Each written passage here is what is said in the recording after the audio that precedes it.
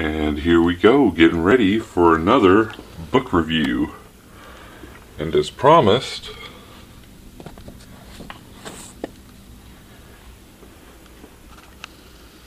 Dragons of Winter Night. Hey, this is Blue Horse, and welcome to another review here on the Blue Horse Collective. First off, I know it's been a long time since the last review. If I'm not mistaken, it was back in October. It was Dracula. I know I originally said that I was going to try and make this a monthly thing, and that's still going to stand. But, okay, reality's sinking in for me here on exactly what's involved. Now, as soon as a year and a half ago, this would have been no problem. I probably could have done 2 or 3 of these a month. But, just given the situation, I'm raising a 1.5-year-old. He'll be 1.5 on Christmas Eve, no less. I'm proud, can you tell? But anyway, it just opens up a whole nother set of difficulties as far as getting things done like this. You know, the only reason today is because, you know, he's being watched by Grandma. And that can't happen all the time.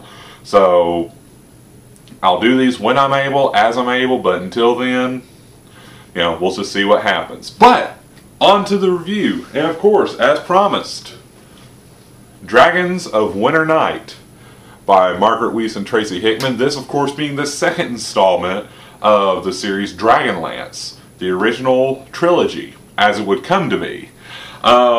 First off, I'm also going to make this announcement.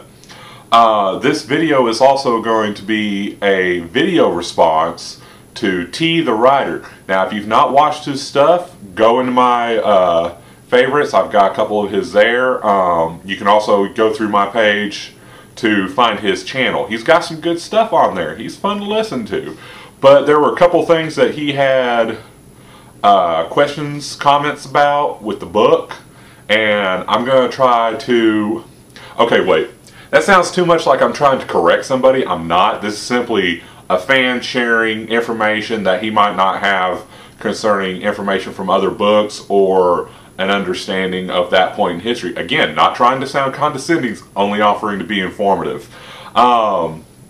First off, as you'll remember when I did the review for Dragons of Autumn Twilight, these were game writers. They never intended to be novelists. This was an assignment given to them by what was then TSR, now Wizards of the Coast. And they said, hey, write this as a companion novelty to go with the new game system. It'll be a gimmick, maybe we'll sell a few more, it'll work out great. It turned out to be a bestseller. People loved it. So then TSR goes, well, hey, that worked out pretty good. Well, we've got this new edition coming out for the same game. Why don't you write another one? And here is the result. Again, and I'm going to acknowledge I've got the blinds coming in on me. The sun's coming up. I love winter. Which is ironic, isn't it? I couldn't have timed this any better. Now, I'm going to lose my train of thought. Sorry. One of the things that's important to remember is that the first attempt was their first foray into this style of writing. By this book, they were a little bit more familiar with the story they had in mind. They're obviously much more prepared. It's a much more solid book. And there's a lot more going on. In fact, I'm just going to go ahead and let you know, I've got my little notes spread out here in front of me, so if I'm looking down a lot, that's why. There's just so much that goes on here that you must have that in order to keep up with it all. I'm going to try to keep, this out of the shot, but it's going to be moving for a couple minutes, so bear with me, sorry. Because we're so professional here, and I'm too lazy to edit it out. But anyway, they had the core story figured out at this point. It started. Now they're moving on. This is their Empire Strikes Back. And whereas, yes, there are some quirky things happen, I'm about to address those for you, T. They were appropriate for what kind of writing they were used to at the time, and for the influences they had at that point in time, too. The point being, there is initially that quick overview before you even start the book that kind of tells you what's coming up. Now, you very appropriately used the analogy of, what if in The Empire Strikes Back you found out that Vader was his father in the preview before the movie? Okay, I completely get where you're coming from with that. However, this is not exactly what happens. You gotta understand that in the 1950s through even the early 1970s, it was very common, especially on television, with the serials that they had at that time, where they would post a little introduction. And, you know, it's kind of like what you see in Star Wars, where they say, alright, here's everything that's happened off panel, here's 2 or 3 paragraphs that's going to explain that, and sets up for where we're at this point in time. You watch Star Wars with any of those little introductions that roll up, you realize there's been a gap. And this is explaining, here's what's happened over the past, let's say 3-4 months, whatever. I don't know enough about Star Trek with the books to understand what the time gap is, but apparently it's pretty significant from some of my friends I've talked to, because I asked them about this. And it's strange that we're willing to accept it with something like that that's established in pop culture like Star Wars, but yet people have a problem with it here. I'm only saying. And you also got to understand, I'm going back to this whole thing about them being game writers. They're used to, we're setting up this scenario, this is the point in time you're in, here's what's going on, and here's what's just happened. And that sets up your world that you're playing your game. It's the same mentality that they're using. They're just using what they know and putting it on paper in the way that they understand. Now I'm going to insert this little bit here too. You have to understand that they've even come out and said they had this huge story that they came up with. They came out, originally when they sat down, even with the first book, they wrote what was going to later turn into the 3 just by doing their huge outline alone, thinking, well, this is what it's going to take to write a novel. They didn't realize how much was involved in putting in all the little these, that's, and adjectives and everything else, and how quickly it'll expand. They'll talk about how there are volumes of stuff that they had no idea that they were preparing to write, and TSR kept telling them, no, it has to be smaller, it has to be smaller, you can't do it this way. So when you had that segment where you said, it looks like we're missing a chunk of book, yeah, no kidding, even they say so. And, oh gosh, let's see, I think they've been doing this for 25 years now? 26, I take that back. 26 years of Dragonlance. And Margaret Weis and Tracy Hickman have still said, we've not gotten to write down everything from that original story yet.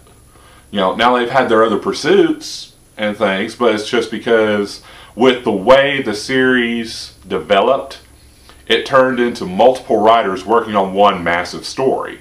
I should have gotten an account for how many writers. I'm going to try to put that, well wait, I'm turned around here, you know, like right here in one of these bubbles or something, and we'll see how many authors there are total that have worked on Dragonlance. And it was, especially towards the middle and end, Weis and Hickman, they took care of the main story as it progressed through the series with the furthering of the timeline, and their role with the other secondary stories was more as editors, advisors, that kind of role. So it was with the intention of all the gaps of eventually being filled in. So that explains that part. And I hope that satisfies you, T. You know, again, I'm not trying to be condescending or anything. I'm not that kind of guy. I'm just trying to offer what I know about the series and the writing process in which they were coming from versus the typical novelist. You gotta understand, these were their baby steps. You can think of Autumn Twilight being their foray into kindergarten, and you know, by the time they got to Winter Night here, we'll say this was grade school. By the time you got to Spring Dawning, it was coming together a little bit more for them. It was more like high school. I'm not going to say it's the greatest novel ever written, but it's a good story. And that's my personal opinion. We all know what that's worth. But especially as you get into the novels later, especially by the time you got to the Dark Disciple Trilogy, one of the more recent ones. And for that matter, a lot of the gaps that you were wanting filled in with these stories were filled in most recently by 2 behemoths and 1 typical book that has a whole nother set of issues I'll get into much later down the line. and that's Dragons of the Dwarven Depths, which plugs in the gap between the end of the first book and this one. Then there is Dragons of the High Lord Sky, which takes care of that big gap missing in here, right at the beginning, that 80 pages or so that you're wanting. Yeah, it's a 600-page behemoth, okay? And it takes care of not only that section, but tells you about everything else going on in the background concerning Kitty Yara, who we'll talk about in a minute, this, little dark-haired chick right here. And lets you know everything going on with her, and Fieldfast, the very High Lord that mentions in that little 4-paragraph segment that was killed. Wonderful, wonderful set of books there to accompany it. Dragons of the Hourglass Mage, I'm going to wait until a long time from now to get involved with that. Just say that it was the death of Dragonlance. But, on to the main part of the review here. And just to set it up, the heroes have taken the refugees from the last book to the dwarf city of Pax-Tharkais. It's just, they've made an arrangement to where it's just a temporary home. And the heroes go to a city to the south that's known to be a human settlement called Tarsus. Looking for a more permanent relocation. However, since the cataclysm, there's been very little to no communication. They're just aware that this huge city's out there and it's supposed to be very prosperous, very rich. Well, it was a port town before the cataclysm. When the cataclysm happened, the ocean disappeared. Now it's in the middle of a desert. They're landlocked. They're poor. They're barely scraping by. They're going, well, this ain't going to work. This is the opposite of what we need. Well, while they're there, they meet Alana Starbreeze, an elf princess from Silvanesti, and they also meet Derek Crownguard and a group of knights who he's leading from Solamnia. Now, this has no initial significance except for the fact that they begin talking back and forth with the heroes, and they realize, oh, the dragon worm, I've never heard of that before. Oh, that sounds wonderful. And Raslin's in the background, I know about it. Anyway, that sets up the next quest right before they have to flee because the dragon armies are coming in. Now, to go along with this before I give away too much, I'm only going to give you what's in that quick summary. The party's split while they flee. You have one group that is with Alana Starbreeze that consists of her, Tanis, Riverwind, Goldmoon, Caramon, Raceland, Tika. Okay, that's 7 people in one party. Now do you see where I have to have notes? Because this is only half of the characters involved. Not to mention all the other secondary and thirdary and fourthary characters. There's no way you could do this without notes. And to T, I'm going to say this. I know you kind of beat yourself up for forgetting Sturm in the last one and, for forgetting characters throughout these reviews and everything. Look, the cast, just the main cast alone, is as big as most cast for entire plays, shows, whatever. Don't beat yourself up, okay? It's hard to remember everything as it's going on. It's amazing when you can surprise yourself paragraph to paragraph. Go, oh, I forgot that guy was there. Oh, cool. Now the second party is Derek Crownguard and his knights. I'm wanting to say there's 3 or 4 of them all together, and of course Sturm, being the knight, goes with them. Then there's Flint, Tasselhoff, Gilthas, Lorana, and Elistine, and they flee their way. They're going to go to Sancris to be with what's more or less the big stronghold for the knights, and just meet up there, get with the central power, and find out their orders. So they're split. They have no choice.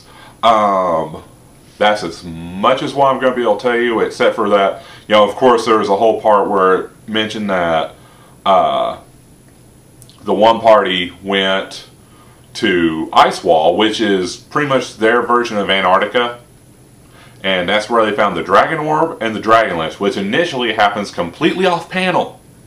You don't see it, but yet that's the part that's leading into that explains it later. So it is kind of like getting a preview before the story, but again, understand they're just setting it up. That was their intention. They didn't realize at the time that they were giving any more away, because kind of when they're writing the role-playing games, you know, the story setups for that, that's kind of their job. You know, they give you the setting, the summary, and say, here's the string of events, have fun. So, to their knowledge at that time, they weren't breaking a rule, but they did learn from that. It's the only time I've seen them do it. Oh, I shouldn't say that. There's a lot of writing in this series that assumes that you've read the books that are coming before, and there's even been a few that have assumed you're going to read the book that's coming out explaining X, and never happened. So I'm going to retract that last statement. So at this point I'm going to say I'm going into true spoiler territory. No, wait. I want to address two more things from T's review before I go into that territory. The first one being, yes, I completely agree with you about the spoiler at the beginning of the chapter, Silvara's secret with the artwork, and it is because of that and a few other mishaps with the artwork, not to mention, let's admit, poor quality. You know, some of them, you could tell this guy was a decent high school level artist when it came to doing ink art like that, but a lot of his images, especially of people, were often distorted, not quite finished, not polished, proportions were wrong, and between that and these spoilers, this one being the most epic, of course, giving away the fact that Silvara was a dragon, and I'm sorry, someone's going to be going, oh, why'd you spoil that for me? Well, it's because it's done for you in the book. T was completely right on that. Yeah, bad. And frankly, I like the books better now if they don't have the art, because it served more as a distraction. A lot of the times you can tell the artist never read the book. In fact, this is a continuing problem with the cover art. You can tell they never read the book. They were given a more or less an outline and an idea of what was going on. It's like, oh, hey, that part sounded cool, so I'm going to make this random painting or Photoshop image, as it was later, and here you go. And the people that be, the powers that be that choose all this, obviously haven't read the book and go, oh yeah, that looks nice, approve, do that. And the writers always come along later going, why are you doing this to us? Did you not know that... I'm trying to think of a good example. Did you not know that this character you have in panel with this character never actually meet each other, and you have them facing off and things like that? One of the most common mistakes that you'll see throughout, especially the early series, is half the artists draw Caramon right-handed, the other half draw him left-handed. And eventually it came out where they finally had to say, it's like, okay, stop, meeting, campfire, you know, NCIS reference there, for those of you who are fans. Is Caramon left or right-handed? We need to decide now, because we're about to have a big, big cover concerning him in one of the books. We need to know. They finally got that figured out. Left, if you're wondering. Anyway. Sorry, I'm having too much fun. Back to it. So, T the writer, I completely agree with you on that, and they did eventually resolve it by getting rid of it. The next one being about Fizban. Okay, spoiler alert for this one. So if you're wanting to read this book and you don't want spoilers, go ahead and turn off the video from now. You're not going to offend me. And then you can come back and we'll watch it, or if you don't care, or if you're just having as much fun as I am, then continue watching. We'll have a great time. So, spoiler alert zone from here forth. T the writer, you address the part about when Fizban comes back. Now, of course, if you've read the books, you understand, especially by the end of Spring Dawning, if it isn't obvious a little bit before, he is Paladine, who is the leader of the pantheon of good gods. And there is a line where he's talking to Tasselhoff saying, like, we thought you were dead. Oh, I was dead? I don't remember that. Was there a good funeral? Did they do a 21-gun salute? And that was the part that tripped you up. I got that. I understand it, but that was the joke. But being that he is a god, he lives outside of time, and it goes on to explain this later, and especially some of the later books when you're seeing things like with reorcs and the other gods, you realize that when they're in mortal form, on the mortal plane, they're limited. Everything has to be vulnerable. This also goes back to the thing about the dragon orb being so breakable. Everything, no matter how powerful, must have a flaw. It just so happens that when Paladine is in mortal form on Earth, his flaw is that he is confused. And the way I explain this is try comprehending immortal knowledge with a mortal mind. Is that not the problem that we have with religion as it is anyway? We all know that there's something going on. We have a mortal mind. We really can't comprehend it. And I think for him, it's kind of the reversal. Imagine kind of like the movie Harrison Bergeron. Okay, wow, yeah, I'm pulling from way out of left field on this one, right? The whole thing being, it's like, well, you might be a genius, but we're going to adjust your little implant here, and we're going to dumb you down to keep you confused enough to be on level with everybody else. It's kind of the same thing that happens with him. You have gods like reorcs. His thing is that he's a compulsive gambler when he's mortal. He can't resist making a bet with somebody, even if he knows he's going to lose. So that deals with a whole other set of complications that he has. Paladin, on the other hand, becomes befuddled like a senile old man. And it's just what he had to do. That was his mortal weakness. So being that he exists outside of time and he's aware of what's happened before and what's going to happen as far as the inevitable later on, and in the books later on that you can see over my shoulder here, actually no, those are DVDs, the books are over here, I apologize. I'm looking at a mirrored image here on my camera where it's flipped over for me to see, and I give a little bit of perspective of where I'm at in the shot, and I'm backwards. I'm kind of doing the weatherman thing. This is my right, this is my left, and it's showing up opposite for me. But anyway, oh my god, I'm having too much fun doing this and not getting anywhere. Long and short of it, everything has a flaw. That was the reason for it, and since he has godlike understanding, but filtering it through a mortal mind, it causes him confusion. That's the reason they made that comment. But to me, that was kind of the part that made it delightful. You know, it was that little what in the midst of all the BS hitting the fan, if I can mix my metaphors just a little bit there. You have this quirky comment that comes out and makes you go, what? But that was the effect it was supposed to have on the characters. Therefore, it makes sense that it would have it on you. Why not? Moving on. Let's see. So you have the next issue where it is Carmon, Raceland, Goldmoon, Riverwind, and Tika. Now, they initially, when they escape with Alana, she says, hey, no problem, we'll go see my dad. He's over in Silvanesti, and, you know, which is the big elven kingdom, the most ancient elven kingdom. We'll go over here, be no problem, he'll take care of us.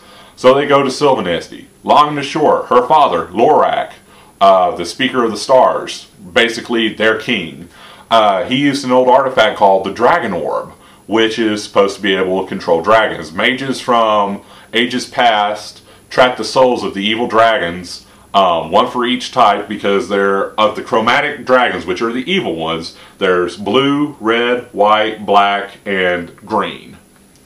And they made one dragon orb with the soul of the most evil, dreadful dragon of that time for that color. So there's 5 dragon orbs, one for each race of dragons.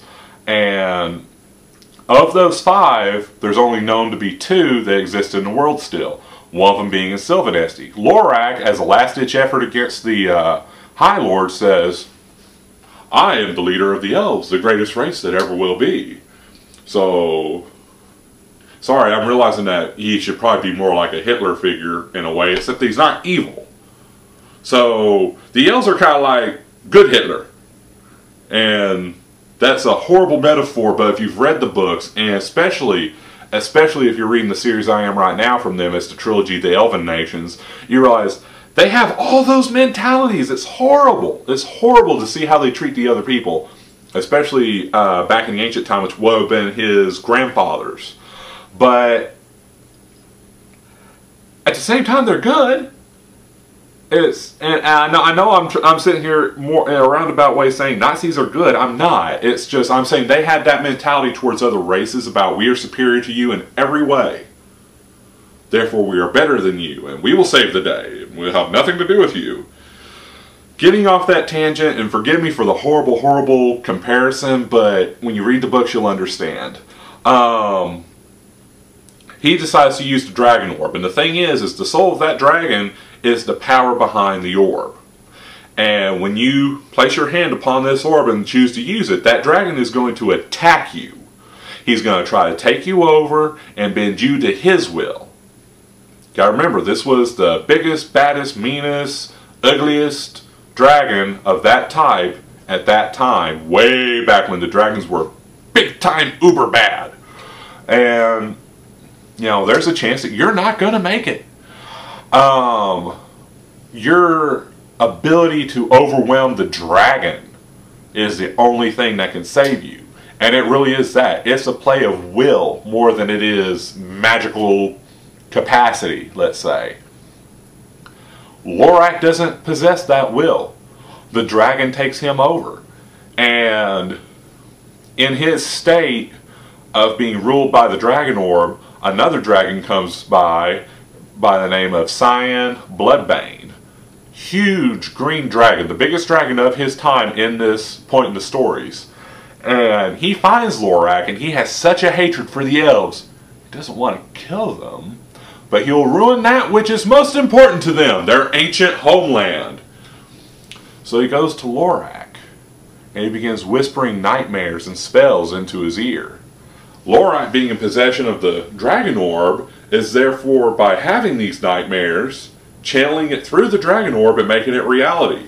It completely warps and twists every living thing within the forest. And being that elves are all about the living things, the organic things, they're kind of the tree huggers of these stories.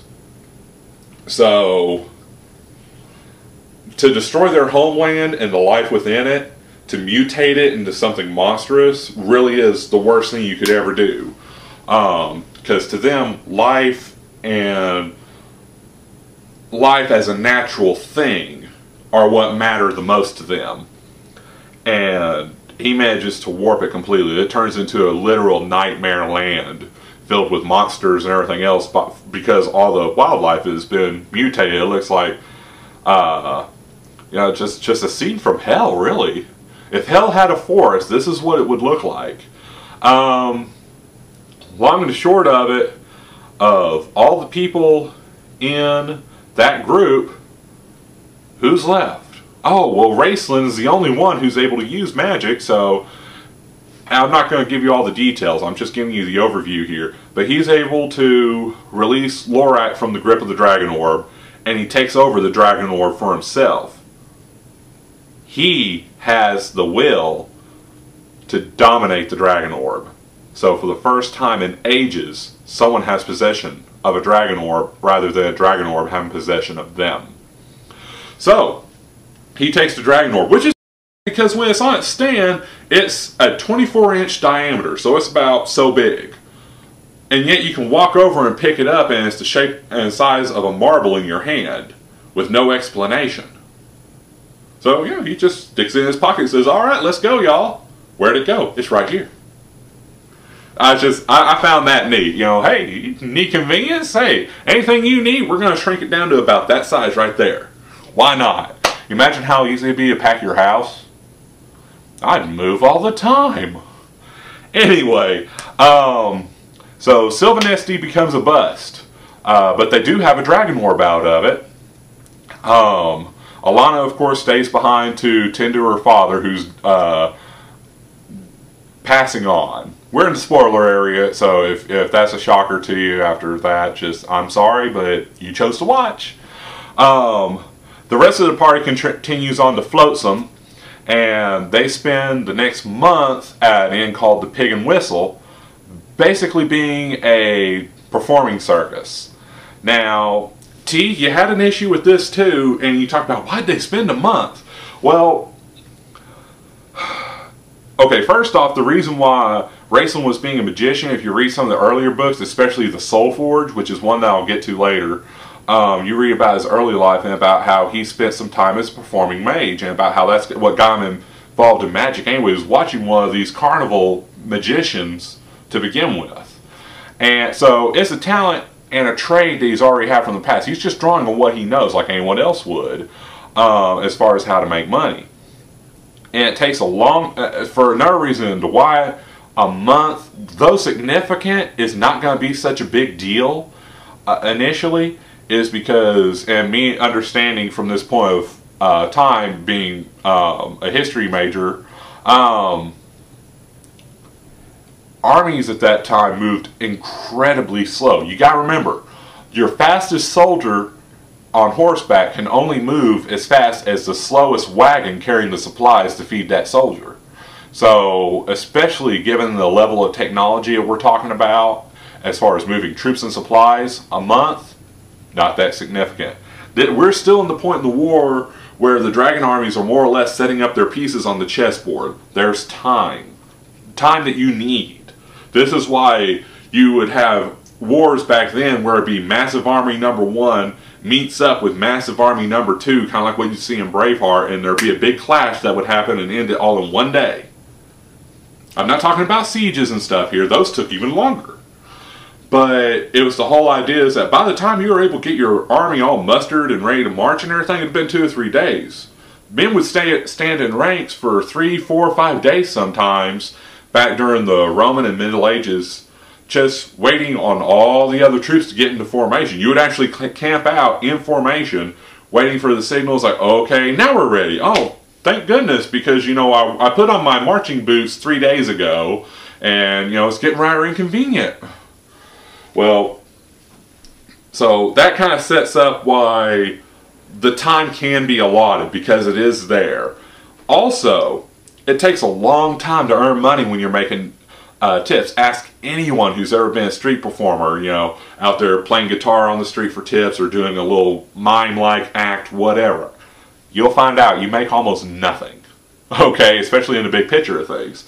And you figure they're buying passage on a ship, which is expensive, especially with this type of a time period.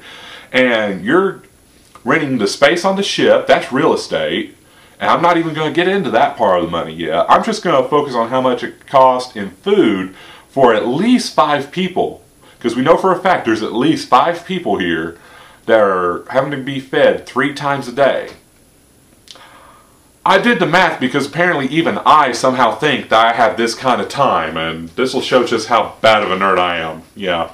So, let's assume that the average meal will average out to be about $10 a meal 3 times a day.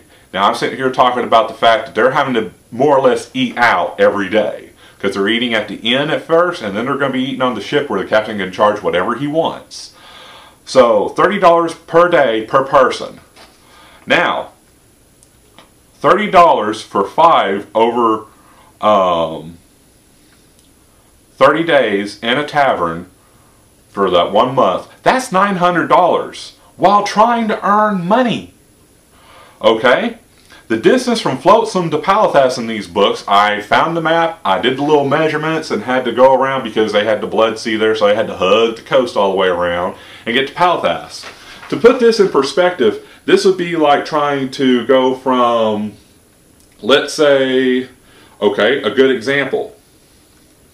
Everyone knows where the Nile goes into the Mediterranean Sea from Egypt. So let's say you're going from Egypt and you're having to go all the way through the Mediterranean and come all the way back over to the Ivory Coast.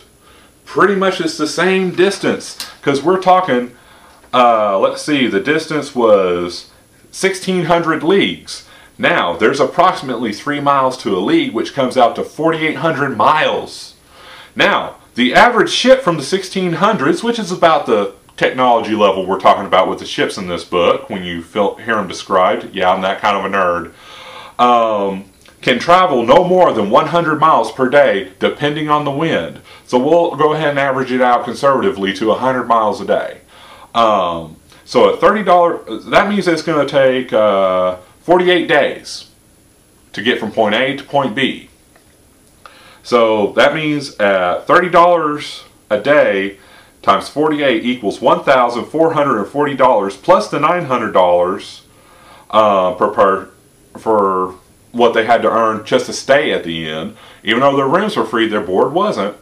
That means that they had to raise $2,340 to make it out. And you know what? There's even more than that, because I remember this is by 5 people. So $1,440 times 5 plus $900. So my figures are actually off, which means it's even more. Wow. Trying to calculate this real quick. They had to raise upwards almost $7,500, and when you figure out, gosh, that's going to be way off. Just for one person to do all this, it would have been if they had to earn $78 a day. But you figure that figure just went way out the window. 5 times that. Let's see. 0 carry my 4. He had to earn almost $400 a day, our money. Okay? Think about that for a minute. And you're working for tips? I don't care if you're the greatest performer in the world. You're going to have a hard time earning that. And I think that gives a credit to just how good their performance was. So, yeah. So, it was an attempt at getting the right numbers. But, of course, as usual, I realized that my numbers were inadequate. But we figured it out in the end. So, yeah, imagine that. Having to earn what is, I mean, at least for me, over a week's wages per day for a month just to make it out. So, unbelievable. Now, I don't know if they took that into consideration when they wrote that part of the book, but, well, then again, maybe I'm the one overanalyzing. But moving on, now I hope that satisfies you on that part. So, they're set aside during this whole performance era. Now, of course, while this is going on, Tanis and Caramon managed to steal some dragon armor from 2 dragon army officers, which keeps everyone off of their back, because, you know, otherwise they're constantly looking. It's like, well, there's a couple able-bodied guys. Let's force them to join the army.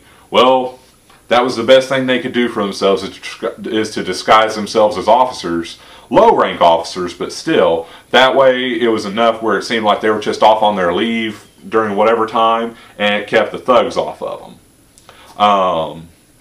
In the meantime, Riverwind, Gold Moon, they're pretty much staying low-key, although Gold Moon, part of their performance that's going on all the time is that she's singing. Tanis is pretty much moping around town. Caramon's doing, I think there's mention of him doing a few feats of strength for a show, but beyond that, not much. Tika, of course, she's helping out with the show. The way I understand. No, wait, I think she was waiting tables. I think that's what she was doing. But anyway, they all have their role. They all have their thing they're doing. In the midst of Tanis wandering around, he winds up getting accosted by an elf refugee who says, "Oh, you're a traitor! I'm going to kill you now!" Because he's kind of losing his mind, which most of the elves are at this point, because they've been kicked out of their homelands. The only thing they've ever known. Now they're out in this barbarian territory, and they're all freaking out. So this elf sees him and just wants to take his vengeance out on this half-elf.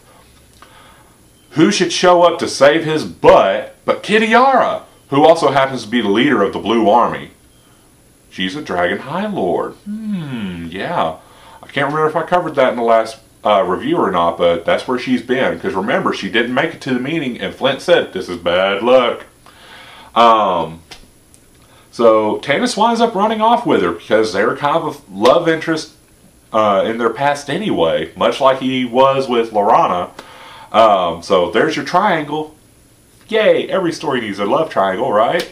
So he runs off with her. He more or less disappears. Now, in the meantime, we're going to go back to the Derek Crown Guard Stern party, and they wind up in the midst of everything. They wind up being the group that goes to Icewall. Now, Actually, I need to go back and mention something real quick. Alana and Sturm, rather inexplicably, I thought it felt kind of rushed, but you kind of had an Aragon and Arwen moment where she trades him a star jewel, which is their symbol for saying, hey, let's get married. And it links them emotionally, mentally, telepathically, you could say, over the distance.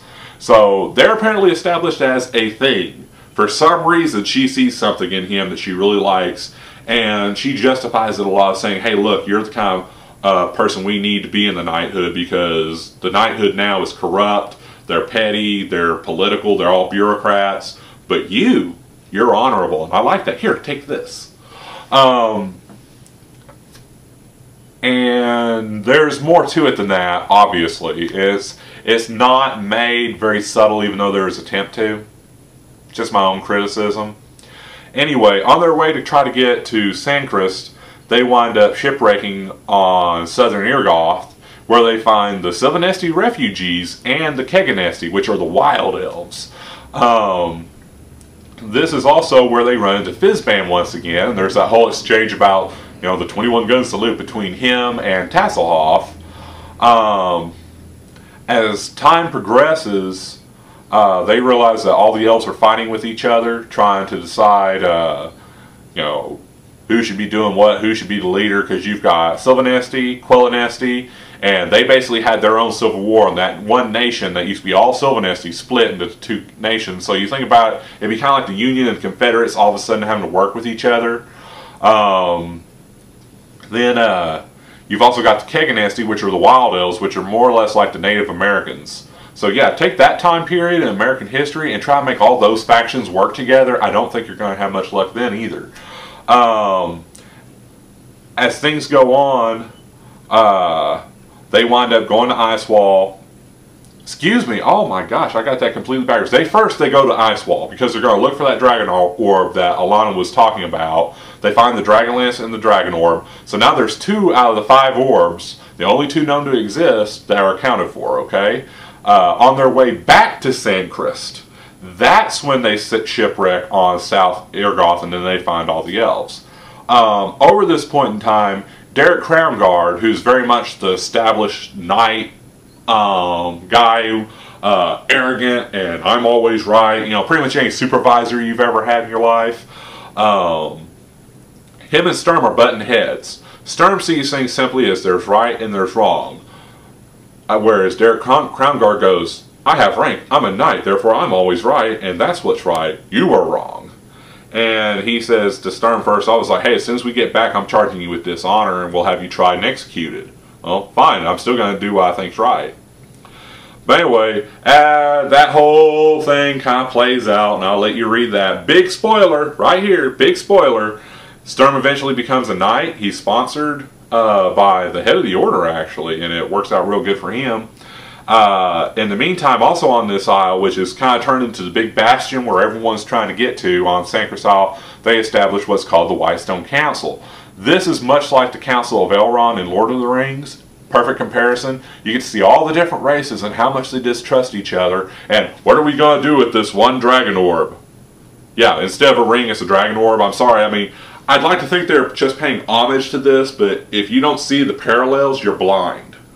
Well, Tasselhoff, simple-minded as he is, and I mean that in the nicest, most delightful way, he looks at it and is like, well, whenever me and anyone else were ever fighting over things as a kid, Mom would just take it away. So he walks over, he picks up the dragon orb and knocks it over. Smashes it into 1,000,000 pieces. And like, oh, there, look, now you have nothing to fight over. I guess it works out fine. You broke it. Oops. Well, at that same time, you have Thoros Ironfeld, who had a brief mention in the first book as being the blacksmith who had his arm cut off. Well, he's back, and he has a new arm made of silver, and it's magical. And they have the Dragonlance, and they do a quick demonstration of just how powerful it really is. And they go, well, according to the legend, the blacksmith with the silver arm would be able to forge a new Dragonlance. Oh, how convenient, look at this! So, he says to work making the Dragonlances. So now all the little pieces are starting to come together in the prophecy. And that pretty much leaves that part of the story done. The races have agreed to start working with each other. We're making Dragonlances, and although the Dragon Orb is smashed, we know that there's another one over here, although for this group it's off panel. They're not aware of it yet. They go to the High Cleric's Tower, which is the Helm's Deep type battle, to give you a comparison. I think T even touched on that one. And what it is, the only way to get to Palathas, which is located as a port town in this kind of a bowl valley, surrounded by real steep mountains. There's only a couple passes, and the only major pass to get there with an army is guarded by the High Cleric's Tower, where you have to pass literally through it. Now, if they want to lock you out, you're out. You have to siege the tower. That's where the next big battle is going to be. Well, Kitiara moves her army to that tower, and you find out how that was kind of against orders in Dragons of the High Lord Skies. Wonderful book, explains a lot. Instead of her just appearing. Huge battle.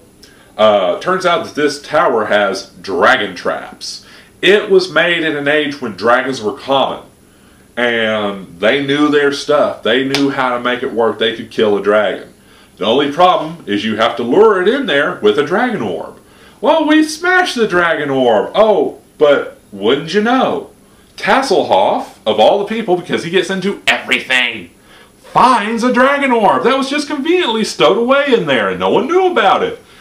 Well, he finds the dragon orb and they're able to take control of the dragon orb. I can't remember who did it now. Was it Lorana or Elistine?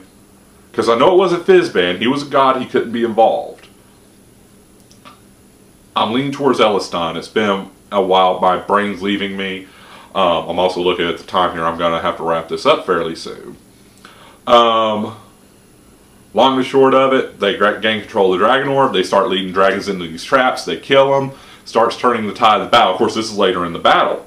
Initially, have another part where it happens off panel. In this part, T, I agree with you. I would have loved to see more. I was left very, very wanting on this part.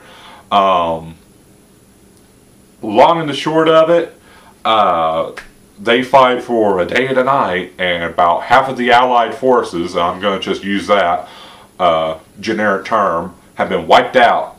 So morale's down. They're all looking around like, all right, we're going to die, y'all. And here comes the Blue Army, just in more forces and more forces. And now here's the Blue Lady, the general of that army, that Dragon High Lord, riding on her dragon.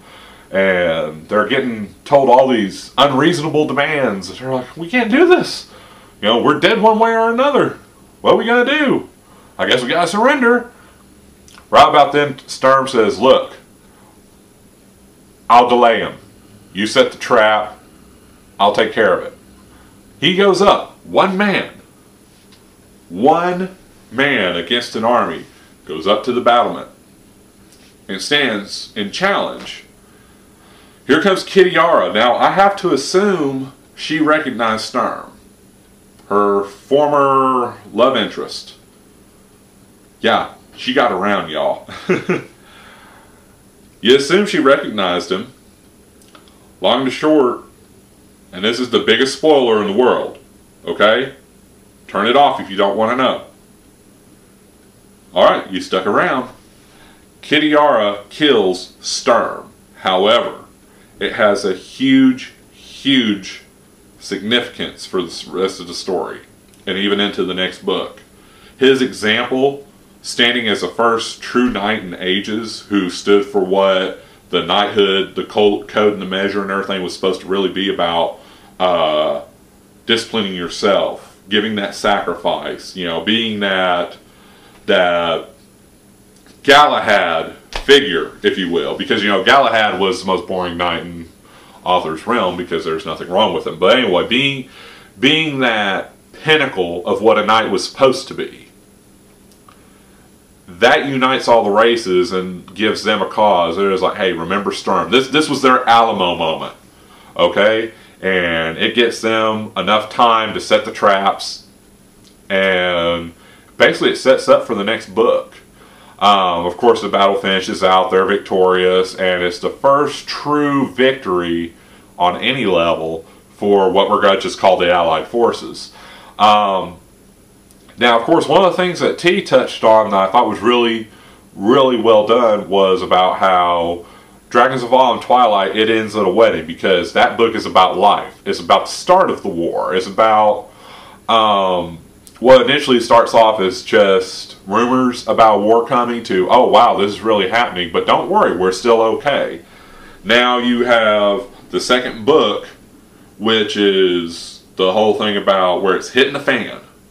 And now it's about death, because it ends with Alana Starbreeze burying her father back in Silvanesti, because he just died more or less of a broken heart. I mean, you assume that he was under stress under all those magical enchantments and everything from the Dragon Orb and, of course, Sai and Bloodbane. But, you know, broken heart, I think, because of his homeland, what he'd done to his people. Then, also at the same time, they're burying Sturm below the tower, you know, giving him this big, honorable funeral, saying, oh, hey, you know, you're more or less our martyr for the war. You know, you've given us a reason to fight, an example to follow, if you will. And this book winds up being about death, which of course leads you into the next book, which, you know, big surprise, is about rebirth, resurrection, hope. So there you go. It's a common theme. It borders on cliche in all the right ways. So my impressions of the book, hey, I think it's a great story. The little review here I've done does it no justice whatsoever, even though I've been going on for, let's see, yeah, I'm going on 25 minutes real soon here. What else is there to say? Do I recommend the book? Oh yeah. You know, I was hooked on this series already, but while I was reading this book, this is the first one that just, no, I shouldn't say that, but whereas I was already a fan of the series and wanted more by the time I read this book, which was actually the 5th one at this point, because I actually read the trilogy after first, not knowing this is just how I got started. By this point, I was a solid fan. I wanted to read everything. I'm still reading, trying to catch up. Out of 5 stars, yeah, I gotta give it 5, just because, yeah, it has its flaws. It definitely has its flaws. But me personally, and with most people I've talked to that have sat down and read these books, there are flaws that can be overlooked. Yeah, there's typos, but there's typos through the whole series. They don't have the greatest editing staff there, I don't think, as far as proofreading. I guess that's just the way it is. And of course, I'm extra critical because, you know, 1, I started off life as an English teacher, and 2, I work as a printer now, and I know any kind of typo, any kind of misprint, big no-no. It's just, that's the way it is. Overall, I think that this is probably the most referred to book in the series, simply because the events in this book are referenced through the entire saga more often than any other, I believe, except maybe the Twins Trilogy. There's an awful lot there, but it's mostly centered around Carmont or Raceland. But as far as for the overall story and broader events, this book right here, this is the real pivot point that the entire series revolves around. Because it's pretty much everything happened either before this book or after it. And I really think it's on that level. So, my advice, especially if you like the first book, go get this one. Dragons of Winter Night. Wonderful book. Margaret Weis, Tracy Hickman. Their second attempt at a novel, and a much better job. And hey, you know, the third one, even better. And it'll be coming soon. Quick little point to make here. I'm going to try to keep it on the same rotation as what I've been doing. Where I'll do a Dragonlance book, and then I'll do a book of another kind. That way it's not all Dragonlance. Although obviously a majority of it will. I've got just multitudes of these books. The next book I'll be doing, I honestly don't know yet, but I'll let you know when I get a better idea. When will it be out? Also don't know. I explained my scheduling conflicts, taking care of my son and working second shift. But I promise I'll try to get these out whenever I can. As far as being monthly, at this point in time, let's just say it's not going to happen. But, you know, things are getting easier every day. Now, the next thing, be looking for my movie review. The next one is going to be on the movie starring Tom Cruise, Legend. That's right. And I've got the director's cut right here. Great movie, great flick. I encourage you to go check this one out for sure. But hey, that's another review. This is Blue Horse signing off here on the Blue Horse Collective. Book review, episode number 3. Hey, it's in the bag. Talk to you later. I enjoyed it. You have a great one.